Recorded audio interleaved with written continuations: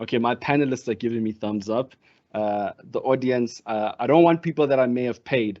I'd like those who I don't know to give me those thumbs up. Oh, I see a hand raised already. Is that a hand raised to ask a question, or is that a hand raised as a thumbs up? Hi, it's Paula. Either one. I think it's fabulous. I have a bunch of questions to ask. So when it comes to the time of questions, let me know. Yes. and I'll step in. All right, fantastic, Paula. Thank you. I love that energy, and I'm looking forward to that participation. Fantastic. So I'm gonna kick us right off. Because in a conversation like this, there's no soft landings, good people. We're literally just gonna get into the burning furnace here. So again, according to James Formby, right, we're racing towards this tipping point with regards to skilled professionals. We are not producing them fast enough as a country, and industry needs them, right? So broadly speaking, and I'm posing this question to both Yumna and Kimberly, right? If we define this tension then that exists between industry and what the country, as represented by its academic institutions, produces, how are we looking to bridge the skills divide that exists? And I guess coupled to that would be, what are your experiences? What are you doing as an organization or the organizations that you represent to find this balance between what academic institutions produce and what you as an industry or a sector need? Yumna, I'll ask you to start. Sure. Thanks, Tulari. Quite a loaded question there. So the world is moving towards more skill-based organizations. And I mean, you've defined skills quite nicely. And there has been a question around the value of qualifications in this sort of skills-based space. In my personal opinion, I don't think it's an either or. I think it's rather an and. You've spoken to from a country perspective, we have massive skill gaps. We have an education standard that is not on par of where we need. We've got huge unemployment, particularly amongst our youth. We're entering a period of demographic window of opportunity, and that's all dependent on really employment and skills.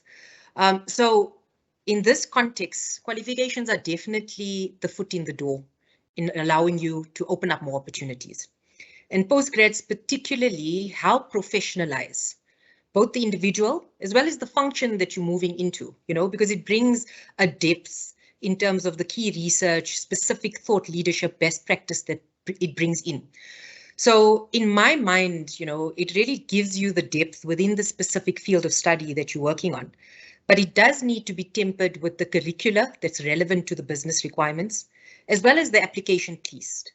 Because we're finding, I think the question really is, and it's such a big question, is around how do we solve for a way to temper this depth that we derive with the flexibility, agility, and the practical application of skills that is needed by organizations, that's needed by business. How do we bring in real life scenarios, simulated work environments, practical use cases, modular approaches to how we deliver the training? So I think it's really that how do we quickly, agilely get those skills so we can be applied practically in the working environment as fast as possible, considering the landscape is just so fast-paced.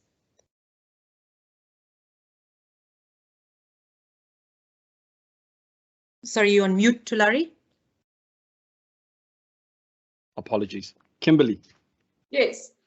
Okay, so we have 30% staff turnover in the IT industry per year, which is a lot. And, it's very difficult to get people motivated to stay in South Africa. And it's very easy for the IT industry to go anywhere else. Like the Netherlands love South Africans. So they usually get to poach us. So what our company does, they give us the opportunity to be able to work from any different country or place where you want to work, but still you work for Retro. So that in that sense, they kind of motivate you. You can go see the different country, but your skills stay in South Africa. And something that they also really encourage is we try to get the IT word out there we want to start from high schools, getting people to engage and go study IT, so that they can see what there is out there. And what we usually encourage is that they first they get their degree, they start at Retro, and then Retro pays for their postgrad studies. So they do encourage them to do their postgrad studies for in case we get an overseas client, because overseas they tend to want postgrad students more than they want someone with a normal degree. So it also motivates the student to want to study further because they will be able to get a client that is overseas. So these are the things that Retro are trying to do to get the students or to get employees to stay in South Africa or to stay with the business. And, things that they also do to encourage, I must say, like, this sounds a bit silly, but it's actually really useful, is having engagement sessions, like having a paintball session as a group, or having that escape room, or we have a beer fest every year. And those small little things just keeps the employees happy as well, and keeping us like an engaged, close community, because that is also important. It doesn't help you have your employee and then you forget about it and he just has to do your work. You have to constantly engage with that person so that person feels he is worth something and he has a support group. I think that is really important, is to make sure that your employees don't get left out. They stay important no matter who they are. So Yumna and Kimberly, you guys have raised then two additional points of interest in Yumna, and I'll start with you, right? One of the things you've then described is, and again, in my own preparation for this conversation, is this tension again that seems to exist between what is learned and performance, right? And that there seems to be a gap there, because an organizations now in this fast moving world, we can call it VUCA and all those other abbreviations, right? Organizations are having to move quick, and the need for instant performance once you're in a role. So Kimi speaking to it, people come in, you train them up quickly, you invest a lot of money and time into them, and you also want to keep them there, so you engage them and have to find extramural activities to stimulate them, to want them to stay, because clearly it's not only just money, and maybe I might be wrong, that encourages people to leave, and therefore we're having the skill shortage. And I mean, again, we can have a debate as to, is it because institutions aren't providing people in the right kind of skills, or is it because literally they are, but the people are leaving? But I guess my question to you, Yumna, then is, how do you address for this tension between performance and what is learned? Because an institution can only prepare you to such a degree. So, Tulare, I guess it's a balance in terms of some evolution happening from an institutional perspective around providing more real life application scenarios and practical application, but also balanced with opportunities in the workplace environment around on-the-job training. And how do we constantly build on those skills? Because you do have quite a few. So what's happened is we've got a various modality of plethora of skills that we give. So you've got sort of a tier 0, which is your unassisted, on demand, that you can leverage off certain catalogs.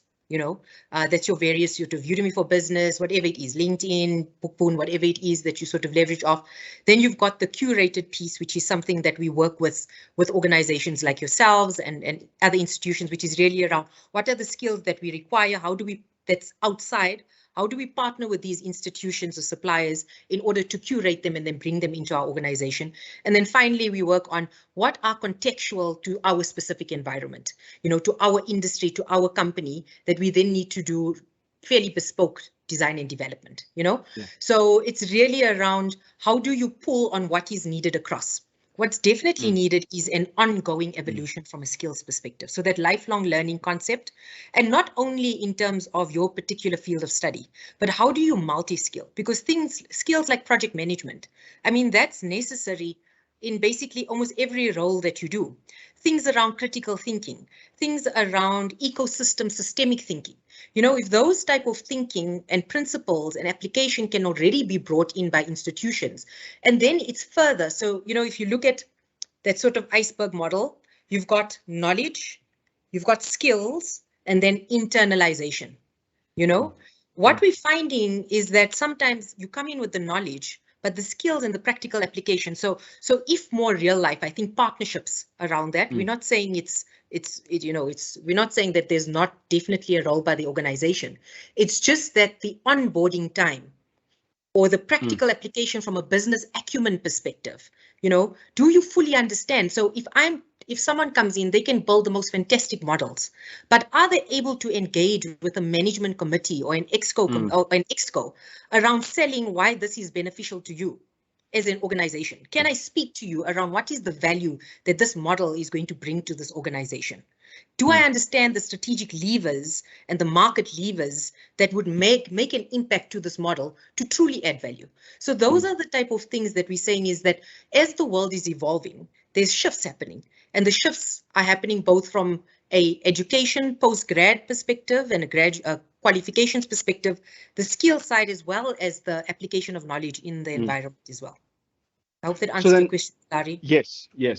So then, Peter, so Yumna's raising a number of aspects, right? And one of the chief ones she raised was, a relationship that needs to be formed, and maybe it needs to go deeper between academics and industry. So then, Peter, when you reflect then from, within your role within Postgraduate, how deep can those relationships go? Yumna speaking about a practical element being brought into the studio, into the classroom. How deep can it actually go? Because there must be some sort of balance, right, between what is being learned and the performance that industry then is asking to be developed and equipped into potential students. Great question, and I think the tension arises where, like from an Inscape perspective, we are fortunate in that we work with a lot of practicing professionals in the design industry, and we do that so that we deliberately stay current, with what's going on in the sector and with what the demands of that industry is. One of our challenges is, however, is trying to move fast enough in terms of keeping up with the rate of change. And also we have to answer to, the CHE and all the legal requirements in our country around accreditation. We cannot be adjusting and adapting at a rate that doesn't comply or is consistent with the time frame in which it takes to have a degree written, accredited, and then launched. And that's kind of typically a 3 to 4 year cycle. So, even when we are doing our level best to engage with contemporary thinking, with industrial, people in the industry, we are constantly having to be aware of, working within the gambit that's been given to us by the CHE and the Department of Higher Education and Training. Yeah. So, I think that's a challenge. Yes. And Paula's posed a really interesting question, and I will get to that. Her question is, and I guess we can all think about it while I ask Kira to give her opinion here. What is big corporate industry doing to assist SMMEs to help the youth grow and develop? She identifies this as one of the biggest problems. And while we're mulling over that, Kira, you are, and my request for you to participate in this conversation is because we're going to use you as a case study, right? You've got your postgrad, you're working, and you're doing all sorts of other things, which I would like for you to elaborate on. But, the tension that, Yumna and Peter are speaking to, right, as I prefaced it, is that tension between learning and performance. And I think you can give a really clear case study for what you've experienced, both as a student and now as a working individual, and the different hats you wear. Yeah, I think so.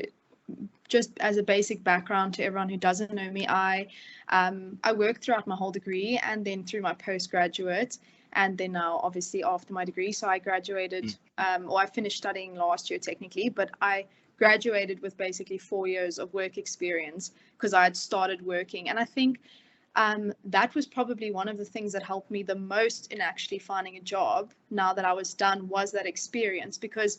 And I think that's also what actually helped me in my degree a lot. Like I 100% give credit to, I initially started, I worked in a photography business for 3 years. So that was obviously very creative. a lot of design, but also working with other creatives. And then I went over to an interior design firm. That was a whole different side of creativity once again. And then eventually I worked for a graphic design company until I started my own graphic design company. And I think all of those things really played a part in me gaining knowledge in different fields. Like, although maybe they weren't all as permanent and they all lasted around about like a year of my studies, still the knowledge that I gained from the people I was working for, based off of, you know, the things that they'd learned in industry and learning from their mistakes. I think that was a very big thing for me in my experience. Was I would look at mistakes that other people had made and I would make sure not to make those. And I think that's a really quick way to gain experience, but not actually have to fail 50 times yourself. So yes, failure is important, but it's not intelligent if you're constantly failing based on mistakes that have been made hundreds of times by other people. So for me, a big thing was I did a lot of, like, I would always do a lot of research, but that obviously takes a lot of drive. So as someone who's studying, obviously working and studying is not an easy thing to do. But nonetheless, even if your experience is based off of working somewhere for a week every month or working 20 hours a week every month, you know, I think you're still gaining industry experience while you are actually being able to apply it. And I think that in third year specifically helped me a lot when I started working for the graphic design company. I think I gained a lot of perspective on what the purpose was behind my education. Like, my education wasn't necessarily there. My education was there to train my thinking, not my application necessarily. Like, yes, I applied the knowledge that I was learning, but at the end of the day, my education taught me how to think in that way, so that when I got into any sort of situation, I could then apply that thinking to the situation. And for me, I think that's the thing that I have saw lack maybe between peers of mine. And even now I've been lecturing part-time and just like seeing kids come from high school into university. I think they're expecting this guideline of, okay, this is what you need to know, but you're not training theory in a design, in atmosphere, and in a creative atmosphere. Computers can replace the knowledge. Like, we have the knowledge, but if you can apply that critical thinking to the application that you needed, that's where the value comes in.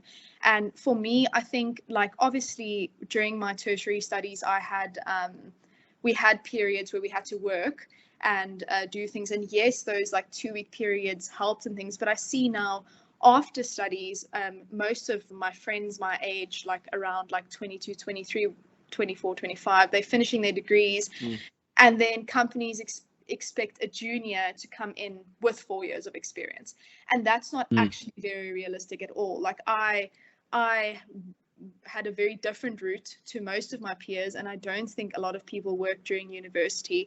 But I think maybe if education would also put more of a focus on the application of knowledge and explaining that to people. I think a lot of times, maybe tertiary institutions take that for granted. They're like, oh, but that's what we're doing, and they know that's what we're doing, but maybe the students aren't getting that message. I've seen with my first years, as soon as I give them a bigger picture of why we're doing this, they all of a sudden catch it. But as soon as you're telling them, okay, put this on a poster and create this, they're like, okay, and then they end up handing nothing into you. So it's just a really interesting an interesting sort of gap to fall in. And I think if we could be implementing that application of knowledge into things instead of just theory, I think that would have a huge impact on the future of employment just in general, because people would also have more drive to actually want to do things. Yeah, and again, so I think one of the things that's clear in our conversation, and I think all of us have really agreed to it, is that there's this divide. But Peter's also laid out that there are some complexities and challenges in overcoming this divide, because you've got these regulatory requirements that you have to meet. And this is not a unique South African problem. Let's be clear in this conversation. This is a global problem. Every country has academic regulators, and those regulators seemingly cannot change as quickly as what we're seeing innovation do. And again, coming back to Yumna and Kira, I'm going to press on you for some stuff that you've told us, in our briefing about what you're doing you know, both locally and abroad. But Yumna, you know, one of the questions that was posed by Paula, right, about how do we assist SMMEs? Because yes, part of the country's discussion, and it's been, you know, it's been a constant conversation in the country, is that employment or readiness, and I think is probably the best way to describe it, won't necessarily happen in big corporates. You know, it'll probably happen among SMMEs. And among SMMEs is where we're seeing entrepreneurship, right? Is where we're seeing people go at it. And I think, I mean, I'm not asking you to go into the details of what you guys are doing as an organization, because again, I don't want us to go into specific rabbit holes. But I guess the question then comes, again, addressing the same tension that you and Pete are speaking to. When these young people arrive in your organization, how do we account for that age gap that Kira's speaking about? Because from 18 to 24, I'm expected to be ready. And there's all these other challenges I'm going through. My brain is still forming or finalizing its late stages, and yet I'm expected to perform. You mentioned obviously that there are certain modules and things that are provided, but are we only talking to hard skills, or are we talking to soft skills here? So, Tulare, I think it's such an important question considering the fact that our youth unemployment rates are significant. And I mean, in terms of corporates and organizations, many have subscribed to the YES initiative in terms of, you know, not only assisting our youth in terms of a qualification, but also at least a year's worth of work experience, because studies have proven that if you've got the qual with at least a year's worth of experience, it improves your chances of getting employed by at least 70 to 80%, you know. I don't quote me on those figures, I'm just trying to, lots of figures in the brain, but I think it was around that, around that. Specifically within our space, we haven't subscribed, but we want to live true to the principle in terms of, you know, living our shared value and being able to, you know, so I mean, within our space, we've got what we call the first job, in which prior to COVID, we were bringing in just over 1,000 youth a year in order to do that in around a qual as well as workplace experience.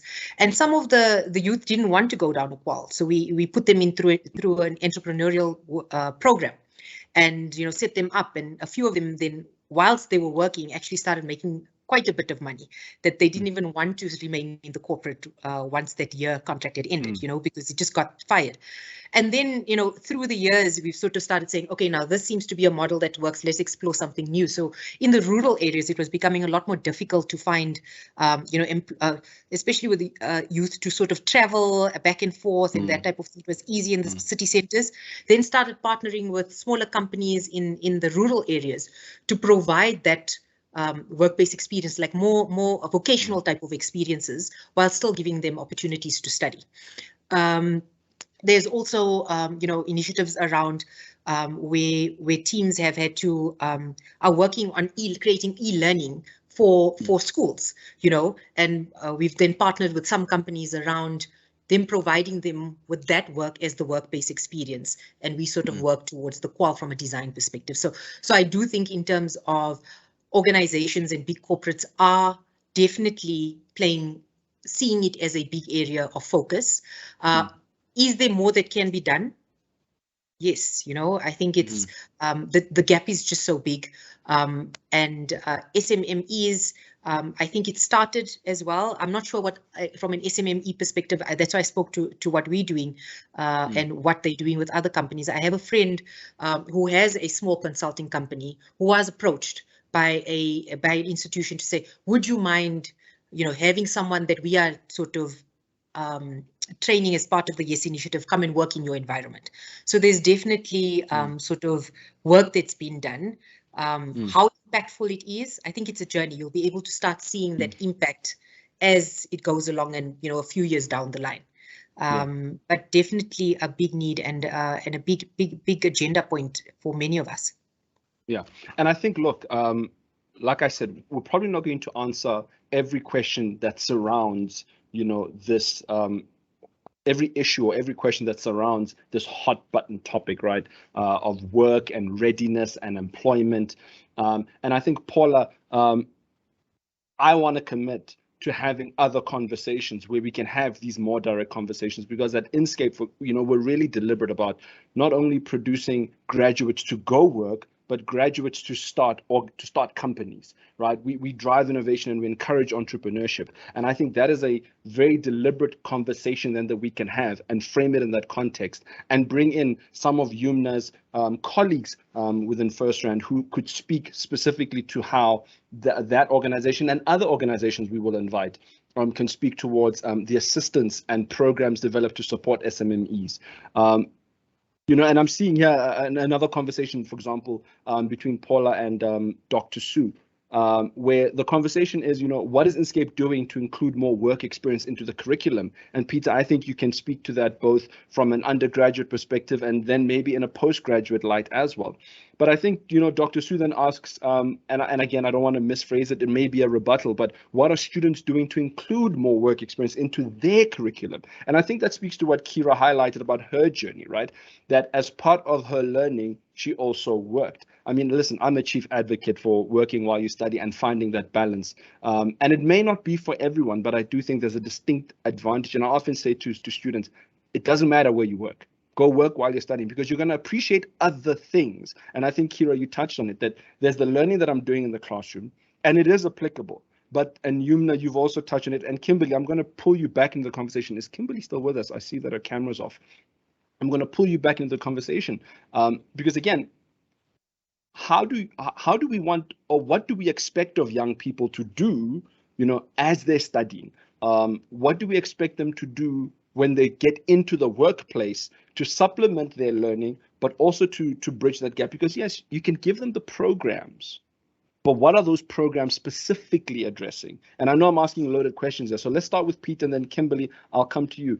Peter, what else can be done in a curriculum? I mean, we can look at Inscapes or we can look at it broadly. What else can be done to infuse more opportunities for work experience? Well, at Inscape, what we do currently, I mean, we believe in work integrated learning. That's something that we promote and preach. And we have job shadowing at our second year level, and then experiential training, for our other students. So doing sort of 240 hours of experiential training. So we have allowed these spaces within our curricula, to afford students the opportunity to spend time in industry, gain some experience and develop a network. And I think one of the key things, like Dr. Sue was saying, what are students doing? I think students sometimes don't realize that their best sort of contacts are really their lecturers. And it's often, by as a student, if you develop a reputation for working hard, being committed, being engaged with what's going on in a classroom, well, come the day you've graduated, guess who your lecturers are going to put forward, when they are asked to recommend somebody for a position or a job. So so I think Inscape allows these spaces for students to engage. In the honours program, we have a subject dedicated to service design, and in that, I mean, it's group work, and we specifically encourage students to go out and engage with businesses, with NGOs, with communities adjacent their campuses. So we are definitely promoting and pushing and wanting our students to engage with the sector. I love Kira's example and how, from her side, she sort of got out there and got these jobs and got involved. And I mean, we do what we do to promote that, but I think it comes down to how driven the individual is, and their personal circumstances. Perhaps, do they have transport, etc., etc. Yeah. So now, Kimberly, again, like I said, I threw out a whole lot of stuff there, and I want to narrow it, and bring it towards you. In the space that you occupy, in the industry you're in, right? And I mean, that's, like you said, IT, user experience, user interaction. It's a really broad space, and it's a new space. How are you guys finding qualified individuals, and what are you doing to overcome? Yumna mentioned it. A person can come and do beautiful models, and then you put them in front of the client, and then it's rough. Yeah. So what we started doing a couple of years back, we started doing these jump sessions where we target second and third years, where we have like this day session where we simulate the industry working environment. So we get developers and we get designers, and they work as a group. So they don't know each other. They get divided in the group, and then they suddenly have to build something together. So we got a lot of good feedback from that, because a lot of students were like, this is not what I want to do. I want to do something completely different. So they didn't have to first find the job and realize, okay, but this is not what I want to do. So in that sense, we try to reach out to the students and show them how the industry is before they start applying for the industry. And then we target, usually with the career days and stuff, we target the third year students, but we have a graduate program. So when I started at Retro, it was a mess because I had no idea what was going on. I had no experience. They threw me on a project. I was working for a client and I used the wrong buzzwords. The client was upset with me, and then Retro had to solve it. It was a mess. It was really a mess. I didn't even know buzzwords were such a big thing that time. And as things started to change, they realized, there is a gap, not specifically skill level, but like Yumna said, it is also like their personality. How do they interact with the client, for example? So as soon as the students graduate, we have this graduate program where we kind of teach them how it is, teach them the skills that they're going to require to build something. We give them a random language, so it doesn't even matter what programming language you know, because at the end of the day, technology changes, and you can't focus on one specific thing, because then if the technology changes, you're not going to be up to date. So we try to teach them the logic so that they're able to apply it to different languages, for example. And with the design students, for example, they have amazing designs. They're really, really creative. But there's a gap between knowing what to develop or what to design that developers can implement. That is a big problem, because they have like this amazing stuff. But for example, hover. You don't have hover on mobile, so why would you design something for that?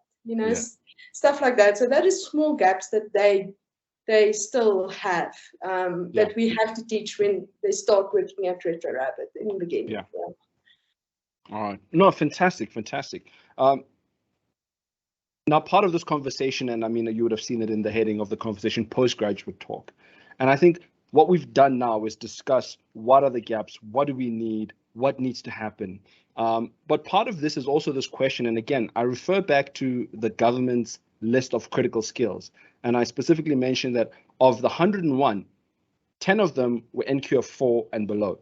But if you go look at the first 1 through, I think 60, if I'm not wrong, that's NQF level 8 and above, right? So from a postgraduate level, and Peter, I'm going to ask you to start us on the on this pivot here.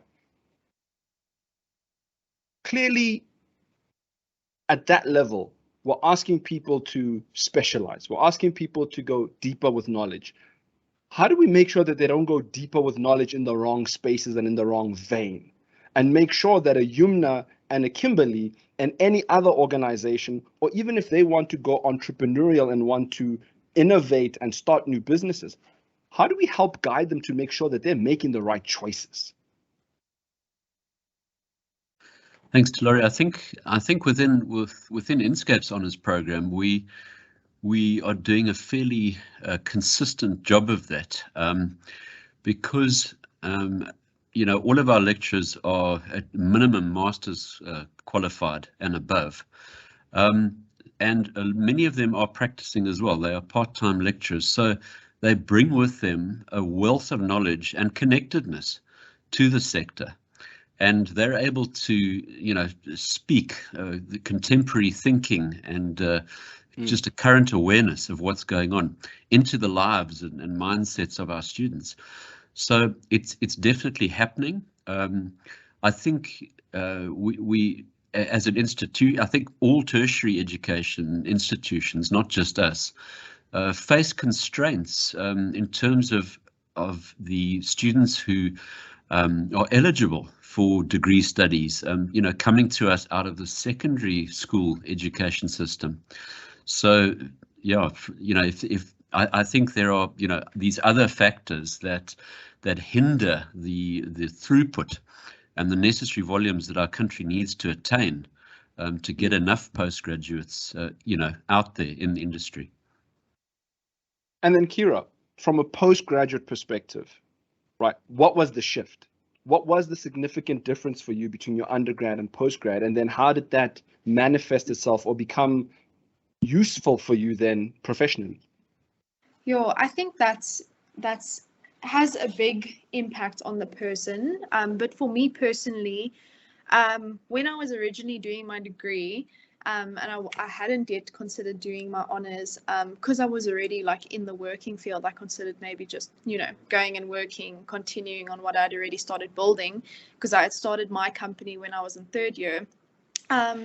So there was an option to just do that. And then as I proceeded to actually go into honours, I don't think it was at all what I expected. You kind of expect the same level as a degree, maybe a little bit tougher, maybe a little bit different, but it was a whole different realm of thinking for me. For me, it was you on a completely different level of critical thinking, a completely different level of just analyzing situations, etc. I think something that's often missed is like, oh, okay, you do your degree and then you go do an honours degree, but there's no big picture of what is actually the difference between those two. Your degree gives you the basic skills that you need to then start working as that specific profession, but your honours allows you to develop your thinking, your research, and everything so much further than just that basic knowledge that you've gained. And I think touching on something Peter said earlier about often it depends on the student and location and those things.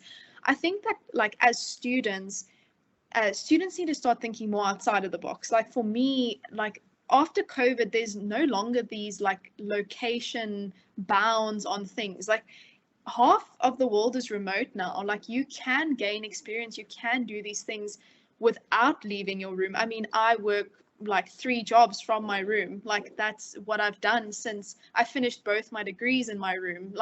It was very underwhelming, and I wouldn't say it's good for anyone's mental health too much. It's good to get out, but if you don't have the capability, I think that your drive can go further than having to physically be somewhere. If you want to be there, you can be there.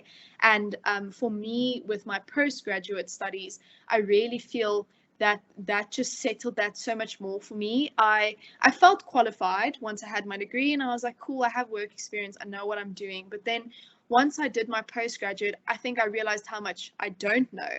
It's in your degree, you realize how much you know, and in your honors, you realize how much you don't know and how wide the world is. And I think that for me was a very cool realization. I was always someone that was keen for learning, and I think it's important to be a lifelong learner, but I think postgraduate studies just proves to you so much more what a small piece you are of the world, but how one small piece can also have a big impact on an industry, because industries are so small at the end of the day. So I think it's just balancing that ideal between you can have drive, but that drive actually needs to lead you somewhere, and that doesn't have boundaries. Your drive shouldn't be the boundary line. Your thinking and stuff can stretch further to further drive you. Fantastic. So Yumna and Kimberly, what does postgraduate education mean for you guys and your organizations and the individuals that you're bringing in? Does it support the programs that you're running to improve the readiness of individuals entering and the performance of individuals entering your organizations? Let's start with Kimberly this time. Okay, so for Retro Rabbit, I was initially just planning to do my degree. I didn't want to do my honors, and they kind of not force you, but they kind of strongly encourage you, please go do your honors, because it actually looks really good on your CV, and especially for overseas clients, because for some reason a normal degree is not that sufficient overseas. And I also realized when I did my honors, as Kira mentioned, it's a whole new world out there, kind of, because when I decided to do my honors, I did programming, so I decided to do VR, completely different from web development, and it was amazing. I really enjoyed it, and it kind of also, puts that at the back. Like, if we ever get a project that has VR, then at least I have a bit of a step in there because I have more experience in that. So it's a very good way. It depends on what type of degree you're doing and what type of honors you want to do in your degree, because honors is so specific. And I must say, like, I learned a lot, and I think the company wants you to have your degree and start working there. And when you have your degree and you start working at Retro, then do your honors, because the issue comes in, you have studied for 8 years and now you get into the industry and you don't know what to do. So obviously, to work and do your honors or your master's in parallel is actually, I would say, better, because you still do your job, you still get exposure and experience as you go along, and you still have that honors to build you up. So yeah, it can become quite hectic to do both. Yeah. So I have to mention that. I'm not gonna lie, it was really difficult, and I had to kind of do my honors part-time. But Retro did, at least, they did pay for my honors because they really wanted to do my honors. So I think that is also important, is that the business should encourage you to do their honors, but they should also incentivize you for doing your honors. Because at the end of the day, it is a different skill set that you have learned that others don't have. And then Yumna, for yourself within your organization, what is the value of postgraduate education? So, Tulari, I just have to look at practically how in demand our graduates are that come through our graduate program, and quite a big focus as well around bringing honors students there. Because I think we mentioned before, and the team are talking really, I'm hearing Kira, Kimi and Peter talking around, there's this depth, particularly in the field of study, that a postgrad does bring. An undergrad seems a little more generalist, and sort of like, if you look at that T, you get that sort of quite generalist, but then you've got the depth that the postgrad does bring. And also in terms of the thinking style, I think it does challenge you. I think Esther, as well as Kira, has put forward around the challenging and the critical thinking, which is such a key component and skill that you can apply to any environment, But outside of that, it takes grit to get through it and to do well. And it also shows about the fact that, that you're giving it your all, you've got the drive to complete, and you've got the, what's the word I'm looking for? The dedication and the commitment, because motivation is not always there. I mean, not all of us are motivated every single morning, sometimes you need to pull on your reserves, and that's sort of going through, and yes, it's longer than usual, but getting through the end of it shows also a particular grit and commitment and dedication around being able to pull on reserves. I think a big thing we're seeing in the environment is talking around cognitive overload, and postgrads help you build that cognitive muscle, so you can handle more. So I think those are potentially some of those, sort of other pieces that we don't always consider, that is actually a knock-on effect and skills that we have gained as a human outside of that sort of technical functional skill. Fantastic. Kira, I'm going to let you respond, and then I'm going to open for Q&A from the floor if there's anyone that's got a question. I've got Spokazi, my colleague, looking in the chats for any questions. I'll ask her to read out some if any have come. But if you've thought of any questions, you've written them down on paper and you want to ask, please, once Kira's done, we're going to open up the floor. Yes, Kira. Yeah, like, I really just have to agree with Yumna on that. Like, I think, I don't know, for some of my thought process, I really think that occasionally a degree and a postgraduate degree can be nothing if the person who's doing it isn't driven. Like if it's not for you, it's not for you, and like studies isn't for everyone. And I wouldn't necessarily suggest every type of study for everyone. Everyone gains knowledge in different ways. And I think someone with no degree could get into a workplace and really want to learn and do so much better than someone that has that cognitive ability, because they're willing to train their brain to get to that extent. And I think that for me was a big changing factor in the way that my like just career progressed extremely fast and went the way it went, because I really did have that drive throughout it all. But I do feel that perhaps that extra year of you developing into an adult and being in your young 20s is things change literally every year. Every year you're a different person, I feel.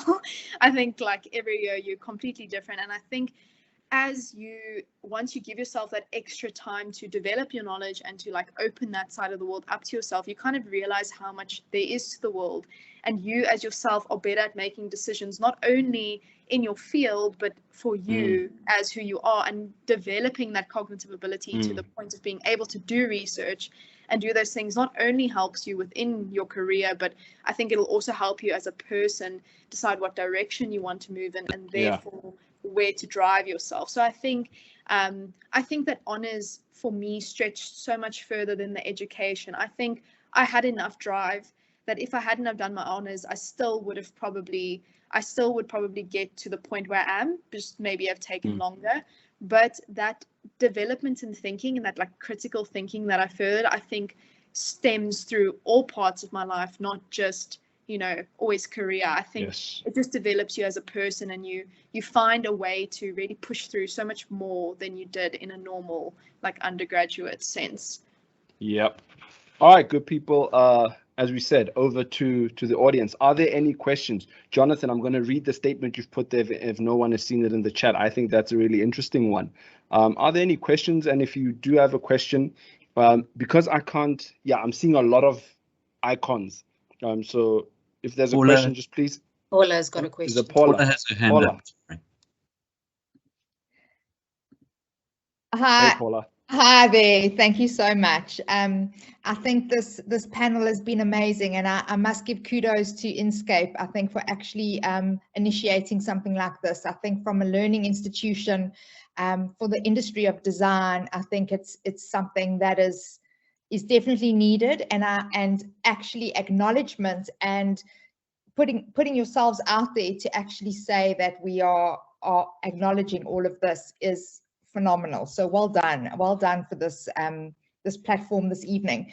So I joined the interior design industry last year after being a serial entrepreneur for the last 29 years of being in a range of businesses. But I've hosted 4 interns, of which I did mention before. I have managed to get 3 of them employed already, because what I actually realized is that soft skills is definitely missing. I think pointing out on that earlier is definitely something that needs to be looked at. What I've also realized is we're almost needing a work experience program, like you've got your honors, you've got your masters, you've got your all the rest, but you almost need that little stepping stone to the actual fully working environment. So almost like a work experience university or work experience place for people to actually come in a safe environment. And what's also happening with the design industry is in your education, you want to cover all the aspects of what needs to be learned. So you're going over a wide range of things. But from a youngster, I have a 19-year-old at home who has no idea what he wants to go into. So he's studying, but which avenue does he want to go into? And only when they actually are in a work environment, like the one student I had for 30 days, she eventually realized, she wanted to leave design completely. She was absolutely scared. But to actually find out, are we going to be dealing with product designers, graphic designers, IT, plain interior designers?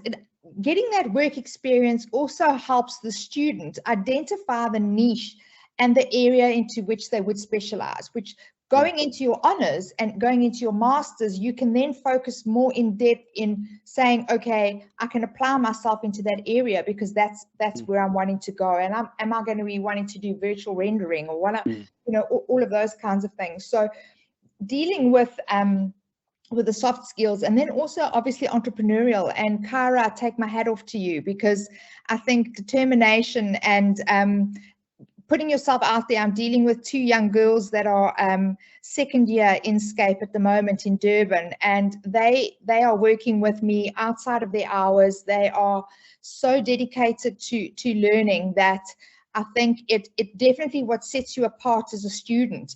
I think if students are given the opportunities, you know, what happens is from interior design companies, you get bombarded because they obviously go through the Google list of who's in the area and who's going to be able to host me. And you've got the SMMEs that are too busy trying to manage their own business that they got you making coffee all day and doing all of that. So you're actually not physically learning. But you know, when you're able to give them a platform that they can actually gain some workable experience and put them into projects that are actually working. And I've worked with a couple of clients where I've said, you know, you need to understand we're dealing with juniors, but if we don't get them to learn now, you know, we're not going to. So who's going to serve you later? Exactly. So empower them and give them the opportunity. So yeah, actually not much of a question there, but just an overall. But I'm so much gratitude for the opportunity this evening, and I look forward to communicating with more of you on this subject, because it's one that I'm extremely passionate about. Yeah. Thank you very much, Paula.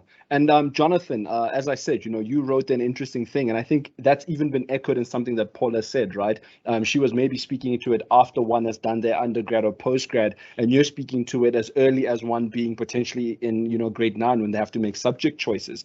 And I think that's part of this question, right? And that's why I said, like, you can go in a million different directions, because Jonathan, what you're posing speaks to the Department of Higher Education. So there's a political and a governmental change that would have to occur. To what Paula's speaking about would probably be more easier, because one may not necessarily have to set up an accredited institution, just as long as it is reputable because of the people in it, to create these opportunities where young people, after graduating with an undergrad and a postgrad, can go gain that work experience before they are bit by that great big white shark that's out there, right? And feel the pain. I mean, Kira posted and she said in response to Kimmy, you know, if you're studying and you've got a client and the client needs something, this one's paying you money, and that's money to eat. Whereas the other one is your education, and you want it and you love it, but you know, you've got these things that you're wrestling with. And I think that's also part of the value of postgraduate education, because again, that's been echoed. It's about the way you think and the kind of decisions you're going to have to make. And it's going to push you to, you know, take some, lose some, give some, you know, own some. And it's going to be tough. Kira, I'm going to get you. I just want to ask Peter something. Peter, Kimmy mentioned the fact, you know, around part-time learning, and you mentioned at the beginning, we've introduced a postgraduate honors, the Bachelor of Arts honors in design, via distance learning. Yes. How is someone going through what Kira went through in a distance learning or part-time program, as Kimmy also alluded to? How are you getting that fight with your own brain? Because that's where critical thinking happens, right? It's how you're fighting with your brain and how you are processing and reflecting on information that you're gathering. Well, a lot of careful consideration has gone into how the distance version of our honours program is structured. So what is good about it is that the subjects run sequentially.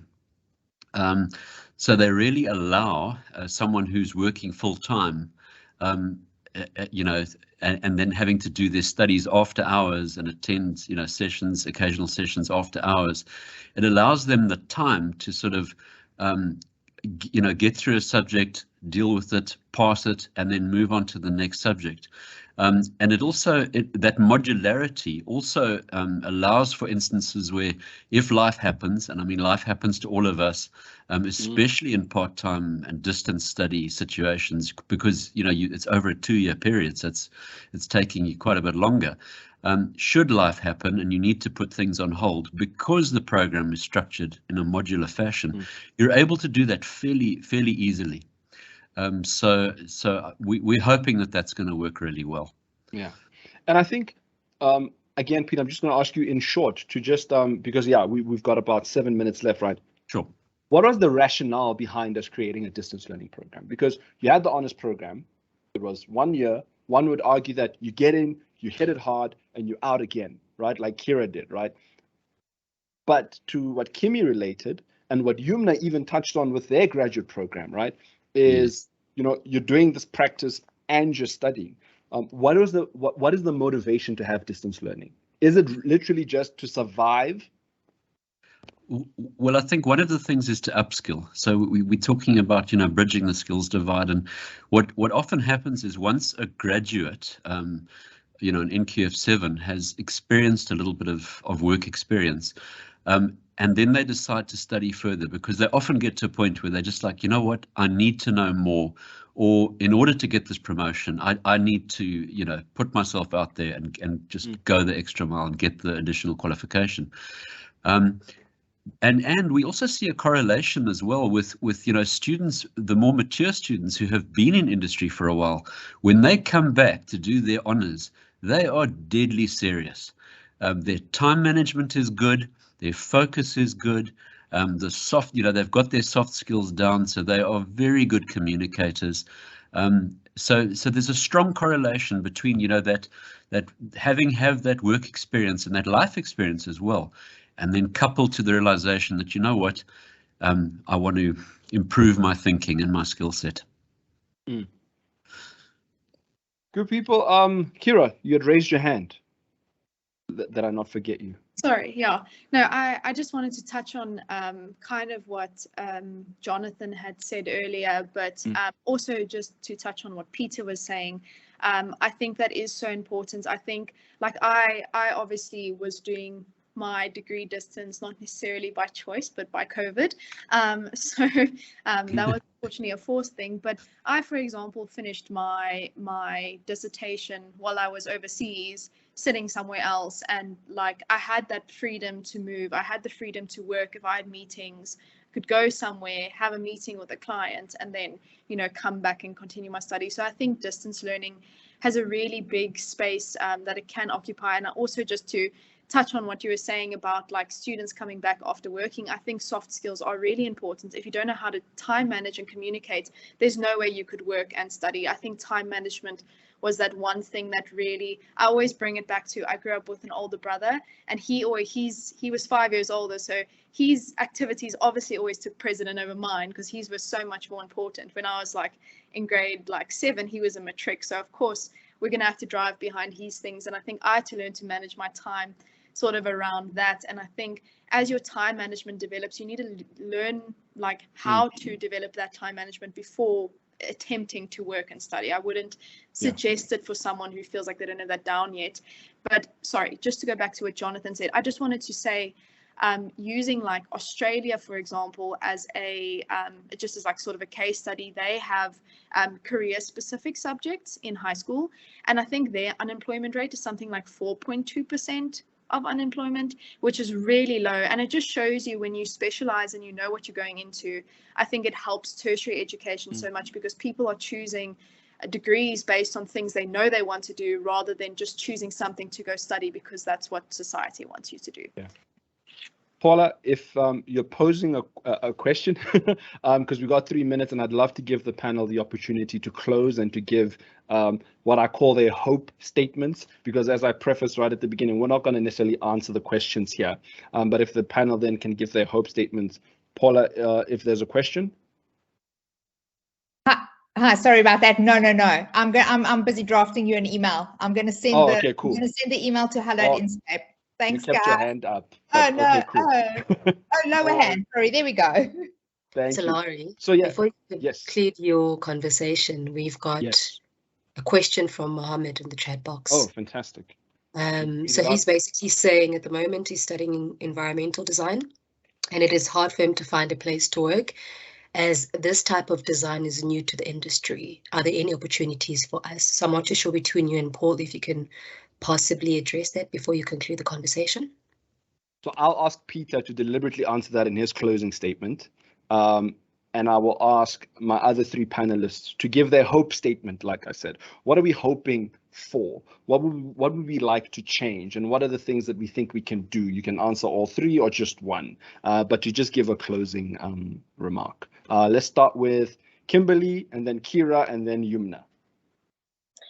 Okay, so my statement is I really hope that people will decide to do their postgrad studies, but I would encourage them to start working first, and as they gain those skills like time management and stuff like that, they also will be more like, you also kind of get motivated because you want to learn new stuff, because you're in a new industry and there's new things happening. So obviously you get more motivated to actually want to do your postgrad studies.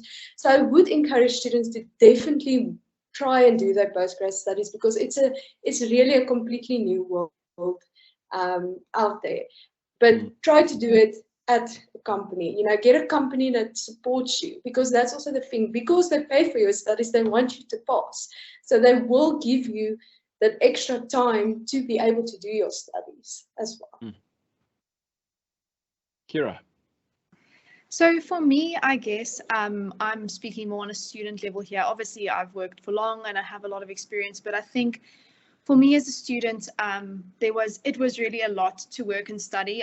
Like I said, I'm aware, I'm really driven, and I knew exactly what I wanted in life, and I wasn't willing to take no for an answer, I guess. And I went out there, but I'd really love if even I say to my students that I lecture, I really hope they take the boundaries off of their learning. I think sometimes we really put boundaries on oh, I'm studying this degree, and oh, I can only work in this location and things like that. And I feel like you said in the beginning, somewhat of a case study that it is possible to move further than that. It is possible for me to work as a graphic designer in Germany while working and running my own business in South Africa. So I think just looking at those boundaries as not as boundaries, but as things to move past. So I think just yes, exactly, bridging that mentally rather than expecting someone to give you the answer and come to you and approach you. I think we as students need to remove those boundaries and find where the unknown places ourselves. Awesome. Yumna. Sure. So I think definitely in terms of, so firstly, you're not completely bound to what you're doing right now. You don't need to feel anxiety that I've chosen this path and this is the thing I'm going to do for the rest of my life. I'm in my 8th career. I started as a data engineer in a consulting company. And I'm a big subscriber in terms of Mandela's quote that education is the most powerful weapon that you can use to change the world.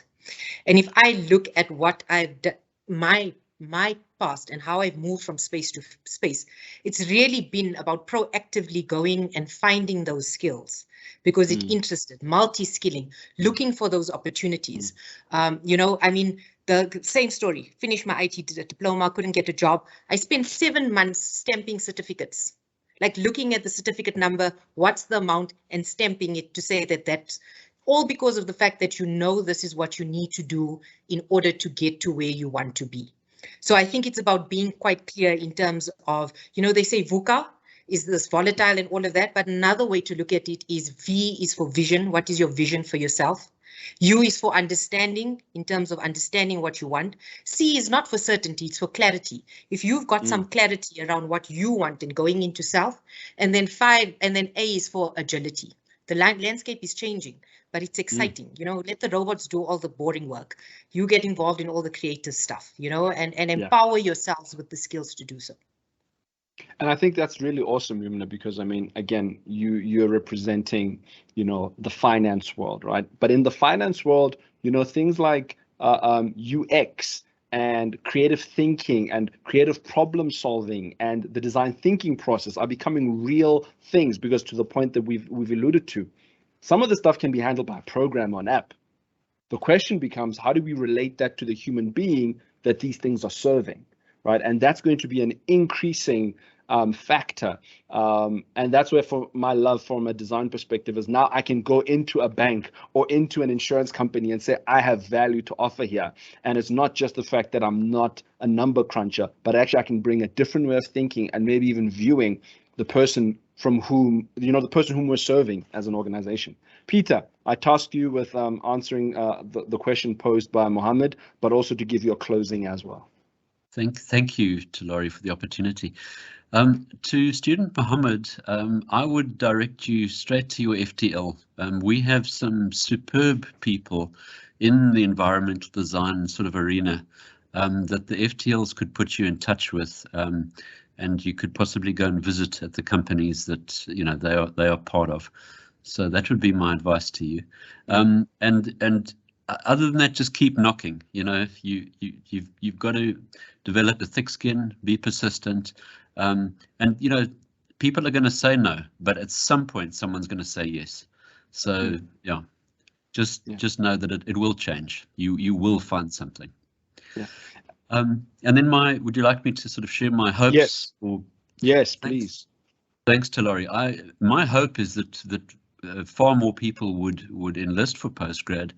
There's such a correlation between, having learned, when you learn to research and you're exposed to the world of research, and how that then opens up your thinking, which then in turn opens up opportunity. Essentially, you're starting to set yourself up on a path as a leader. And I think in a country of almost, sort of knocking on the door of 60 million people, postgraduates between NQF 8 and NQF 10, it's in the thousands. So you are in a very small percentile of our population as a postgraduate student. And therefore, there is a huge responsibility upon you to acknowledge that, understand that, and play a role. Because what you're doing is you are developing your thinking, and that it in turn develops your voice. And it will be the postgraduates of today who will be opening up, I hope, skills, opportunities, and who will be leading thought leaders in South Africa. Yeah, fantastic. So, Thank you very much, Peter. Thank you very much for that. Yumna, Peter, Kira, Kimberly, thank you so much for participating in this conversation. We put you guys literally in a firing line because, as I said in the beginning, this is a broad conversation and there's so many rabbit holes one can go down, and it's so important that we try and take real specific chunks out of this elephant in the spaces that we occupy in order to support the national agenda, because it is a national agenda, right? In fact, one could even say it's part of a global agenda, right? To get more people educated, to get more people into postgrad education because of what it does for a country and its community when you've got a broad sample of the population engaging in postgraduate thinking. And to Kira's point earlier, it may not be for you. That's fine, but find other ways to stretch yourself. Because if you want to be a leader and if you want to be responsible for the future of this country, we have to start thinking differently about this country. We can't keep doing the things that were done historically. To everyone that has joined us, thank you so much for your time. We value it. And with that, I won't harp on too long because I can. Good night, everyone. Have safe trips and safe journeys wherever you're going. If you're at home, enjoy a wonderful meal with friends and family. And if you're alone, I'll catch you on Netflix. Thank you to Laurie. Cheers, everyone. Thank Cheers, you. everyone. Thank you. Bye-bye. Bye.